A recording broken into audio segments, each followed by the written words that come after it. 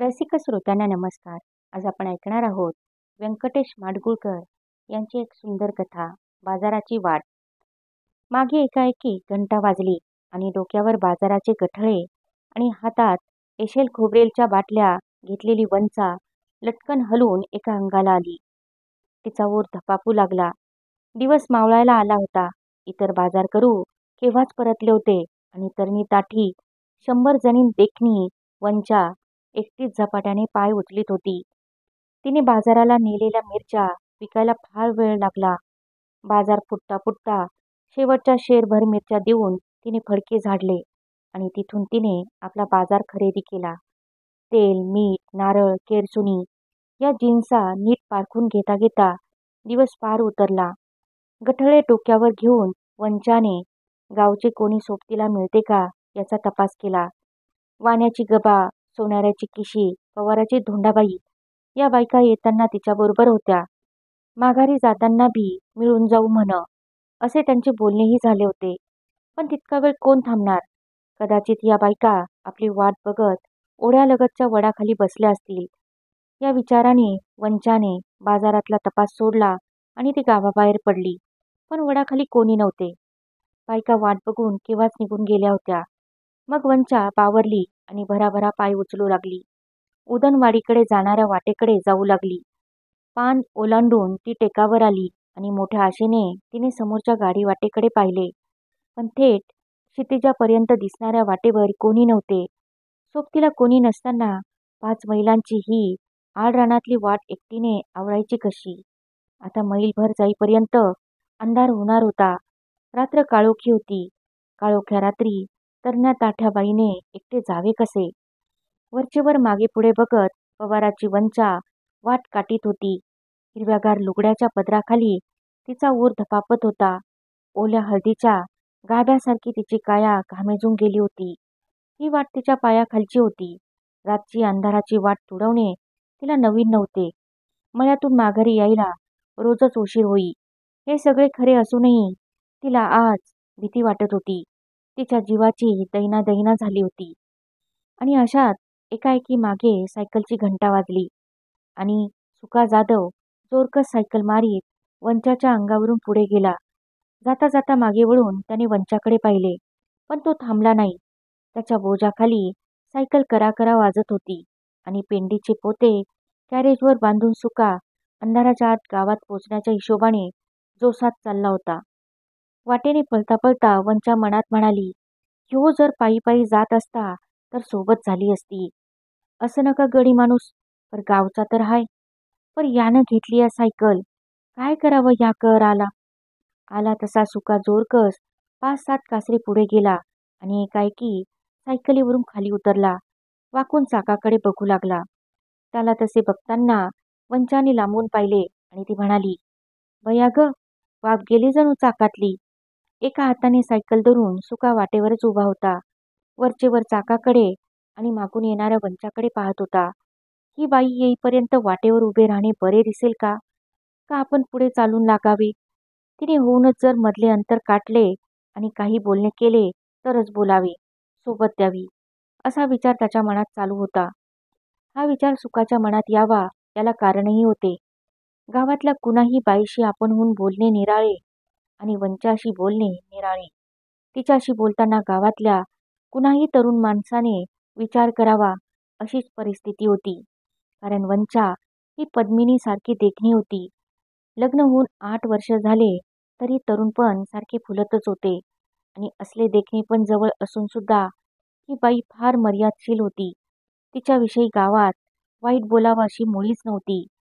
विशेष म्हणजे उदनवाडीतही बोलवा नव्हती. ही ध्यानात घेण्याजोगी बाब होती. कारण हे गावच थोडे फाजील होते. गावात 5-7 पोरे अशी होती की त्यांनी चांगली बाई अशी ठेवली नव्हती.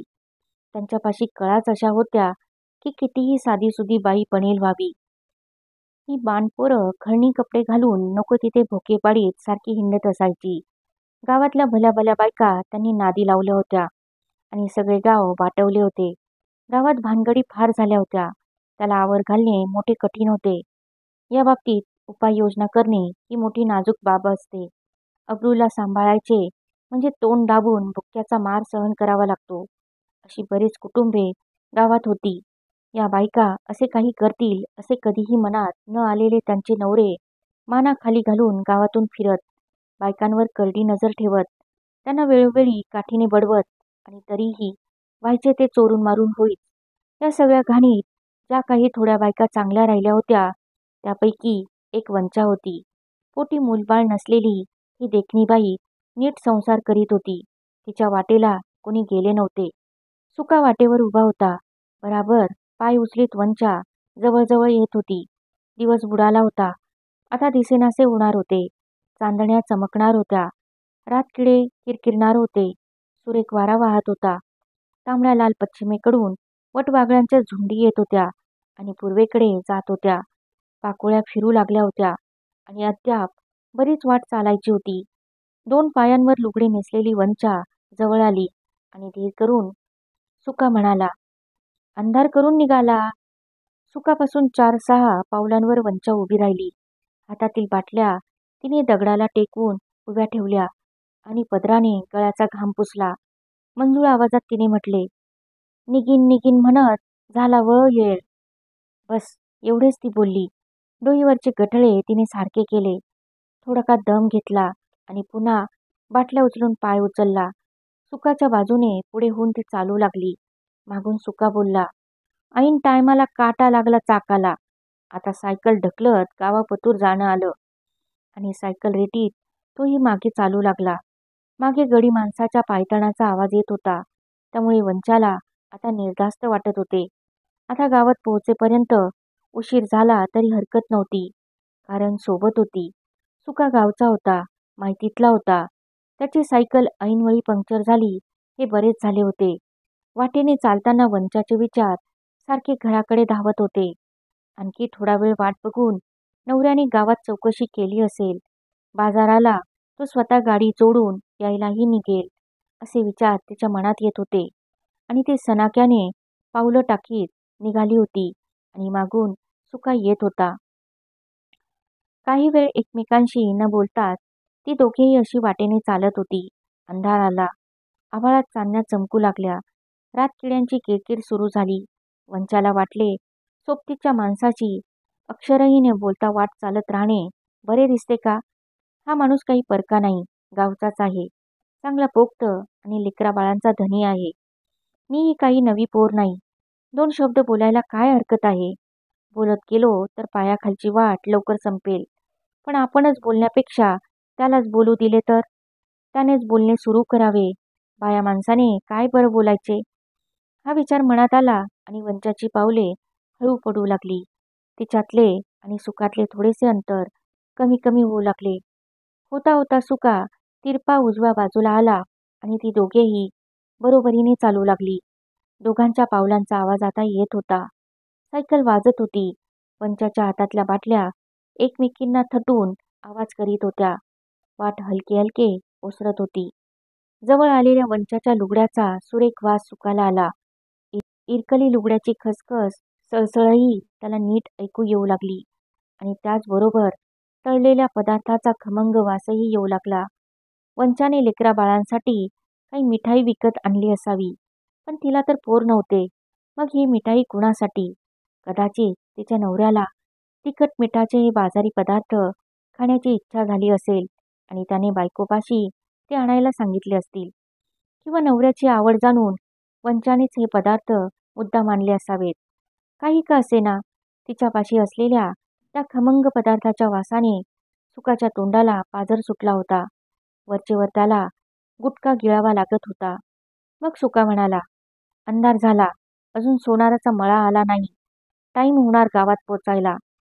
वंचा म्हणाली, व्हय की, अर्जुन पाटील म्हणत असतील तुम्ही राहायला राती पाहुण्याकडं. राहती कशी मी?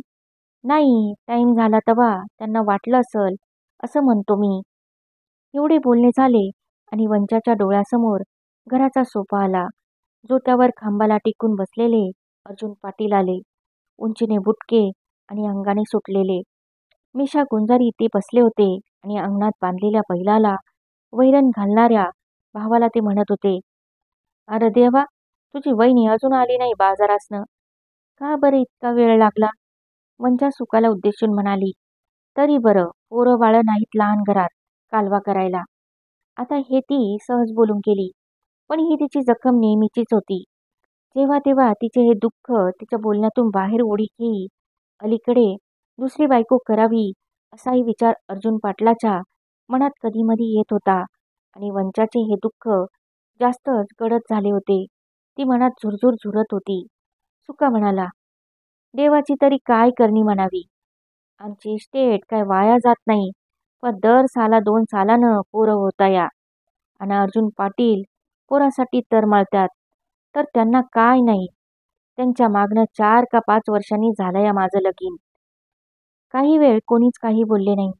वंचाने मनोमनी सुखाच्या बायकोची मूर्ती डोळ्यापुढे उभी केली होती आणि ती तिचे रूप पाहत होती. रंगाने काळी सावळी, रूपाने बेताची, अंगाने बारीक अशी असूनही देवाने तिची कूस सुपीक केली आहे आणि मला मात्र काही नाही, असा विचार तिच्या मनात येत होता. आपल्या स्वरूपाची भटी ही अशी सुरेख साधून देवाने काय मिळवले असेल? पोटी पोर नाही, 8 वर्ष झाली तरी हे वांझपण फिटत नाही. सगळे उपाय केले, औषधे खाल्ली, नवस सायास केले, देवदेव ऋषी केले, पण कशाचा काही गुण नाही. असे करता करता ही नवती कोमेजून जायची. इतके दिवस आशा करण्यात घालवले, पुढचे दुःखी कष्टीपणात घालवायचे. का व? बोल ना काय? बोलण्याशिवाय वाट सरत नाही. वय की, पण काय बोलायचं बाया माणसांनी? आता हे काय बोलणं झालं? बरोबर 4 बायका सोबतीला असल्या तर गप्पच चालला असता काय? बोललो असतो की, बाया बायांच्या बोलण्याच्या गोष्टी वेगळ्या असतात.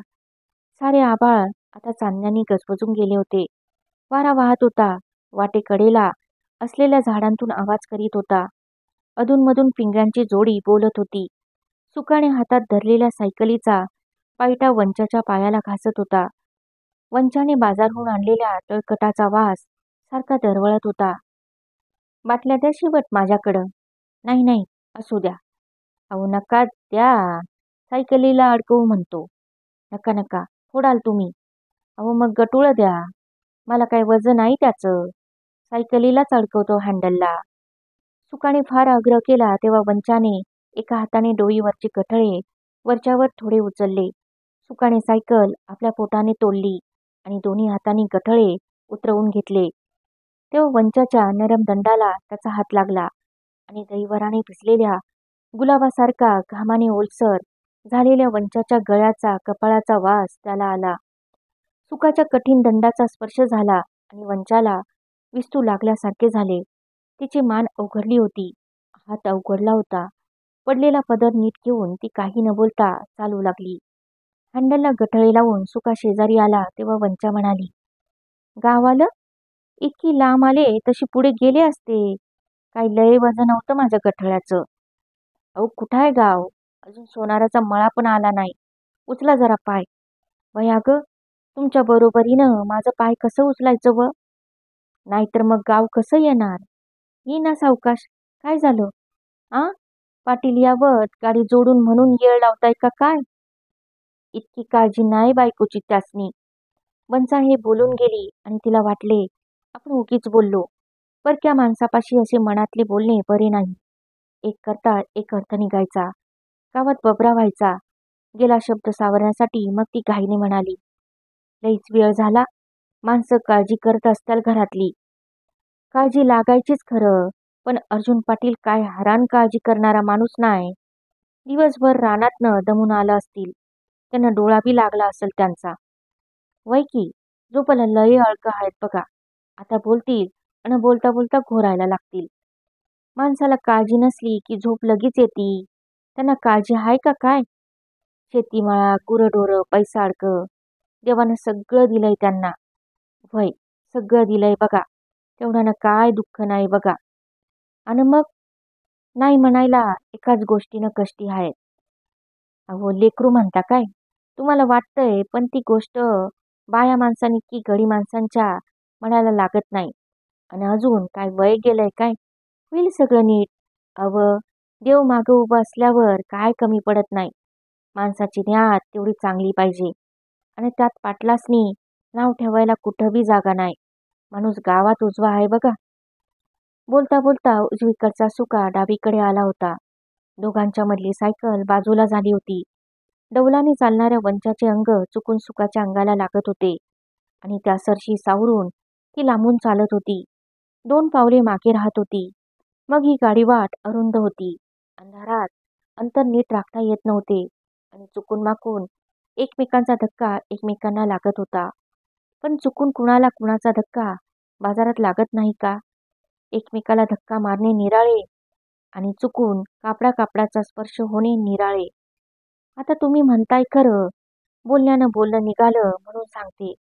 नाहीतर घरातल्या गोष्टी बाहेर कोण कुणाला सांगायला जातंय? वय की, माझी काय व चूक आहे त्यात? लेकरं बाळ ही देवाची देणगी. माणसाच्या हातातल्या गोष्टी आहेत का त्या? पण यसनी ते पटतच नाही. माझाच राग करतात. सासू तशीच, सासराही तसाच आणि दालला बी तसाच. मी म्हणते करा लगीन दुसरं, तर म्हणतात सरकारची परवानगी नाही. रात्रीच्या वेळी हे बोलणे जरा उंच वाटत होते. तशी जाणीव एकाएकी होऊन वंचा हे हळू आवाजात बोलली. ते नीट ऐकू यावे म्हणून सुका आणखी जवळ आला. पण मी म्हणतो 12-12 वर्षांनी एकेकाला पोरं होत्यात की. अहो त्याला दम लागतो. इथं आमची इस्टेट वाया चालली नव. काहीतरीच आहे मग अर्जुन पाटलाचं. अव सारखं घरात हिडीस पिडीस केल्यावर माणूस कुटपतूर सोसल व. मग मी बी बोलते एखाद्या भक्ती कावानं. मग उठलं मारायला. कासरा म्हणायचा नाही, चाबूक म्हणायचा नाही. गुरावानी अंगावर धावायचं. अन बाजी बाबाला बरं खपतं ये. गळ्यात माळ कशाला मग पंढरीची घातली? अव दावायला जगाला की म्हातारा किती छान आहे. बोलणं हळूच बेताचं, पर घरात बघा पोरापरीच बाप आहे. असं का? वय की, लय हे आहे म्हातारा. मग घरादारातल्या पुष्कळ गोष्टी निघाल्या. वंच्या मन मोकळेपणाने बोल बोल बोलली. तिने सगळे सांगून टाकले. कधी तिचा स्वर कापरा झाला तर कधी उत्तेजित झाला. वळणे घेऊन बोलणे होत राहिले आणि चंद्र आभाळात दिसू लागला. मंद चांदणे पडले होते. सावल्या हलू लागल्या. किंचित काळटा सुटला. पदराने अंग लपेटून वंच्या सुकाबरोबर चालत होती. अंगाला अंग लागेल याची भीती तिला आता वाटत नव्हती. उंचापुरा आणि धट्टाकट्टा सुका आपल्या बरोबरीने चालतो आहे. आपल्या सोबतीने तो थोडासा खुल्ला आहे याचे तिला सुखच झाले. पण हे सुख उघड नव्हते. तिचे तिलाही ते नीट जाणवत नव्हते. थोडेफार जाणवल्यामुळे तिला एकीकडून बरे वाटत होते आणि दुसरीकडून तिलाच वाटत होते हे काही बरे नाही. ही वागण्याची पद्धत नाही. सुखदेव थोडासा धीर झाला होता आणि त्यालाच मोठी गंमत वाटत होती. एखाद्या मांजराने मजेत ऊन खावे तसे हे चांदणे तो खात होता. गावातल्या भल्या भल्या माणसांची सुद्धा मन मोकळेपणाने 2 शब्द न बोलणारी ही देखणी बाई आपल्याला मनातले सगळे सांगते आहे. या गोष्टीने त्याला स्वतःचाच थोडा अभिमान वाटू लागला होता. तरी पण अद्याप त्याची भीती मोडली नव्हती. आपला तोल थोडा सुद्धा जाऊ नये याची खबरदारी तो घेत होता. पण दारू प्याल्यावर झिंगणेच तेवढे कसे टाळता येईल? तो शक्य तितक्या गंभीरपणे म्हणाला, फार येळ झाला. गाडी येतीये आता तुमची. यावर जवळून चालणाऱ्या वंचाने मान वळवून उगीचच त्याच्याकडे पाहिले. ती लवकर बोलली नाही आणि बोलली तेव्हा चांदण्यासारखेच तिचे बोलणेही मवागी आले. इतकं ऐकलंसा मगापासनं अन वर असं बोलतावं. ते बोलणे आणि या बोलण्यातला हा स्वर सुकाला वेगळा वाटला. आतल्या आत तो घाबरा झाला. नाही, चांद उगवला ना म्हणून म्हणतो. उगवू द्या. आपण वाटला नसतो तरी तो उगवलाच असता की. चालण्यानं माझं पाय दुखून आलं बया. मग थांबता का जरा थोडकं? हा, उशीर झाला म्हणून दटावताय आणि थांबायला बी तुम्हीच सांगताय. काय म्हणावं या दुतोंडी बोलण्याला तुमच्या? आजूबाजूला शेते होती. त्यातले उभे पीक चांदणे घेत उभे होते. वंचा एकदम म्हणाली, पीक कमरपतूर आलं की. सुका पिकाकडे बघत म्हणाला, होय की. वंचाचा ऊर उगीचच धडधडला. शर्मेने ती ऊन झाली. आपण जमिनीवरून चालतो आहोत असे तिला वाटेना.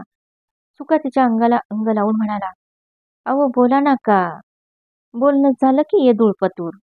पण वाट तरी सरली पाहिजे ना. झालं, आता गाव येईल. सोनाराचा मळा कवाच गेला बघा मागं. बामणाचा वड आला ना व. या टेकावरनं बघितलं की गावातलं दिवं दिसत्याल. "होय की."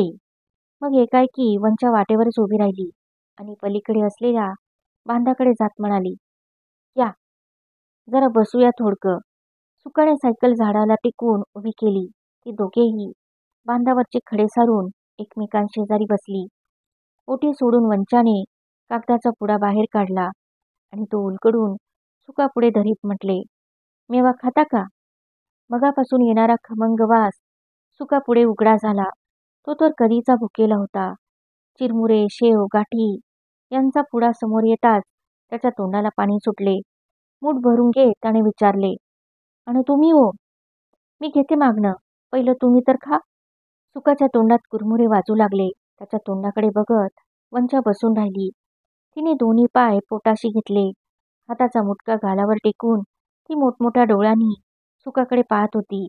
सुका भुकेला होता. चंद्र पाजरत होता. चांदणे झिरमिरत होते. झाडेझुडे भिजत होती. बाजाराची वाट आता जवळजवळ संपली होती आणि अगदी जवळ उदणवाडी आली होती.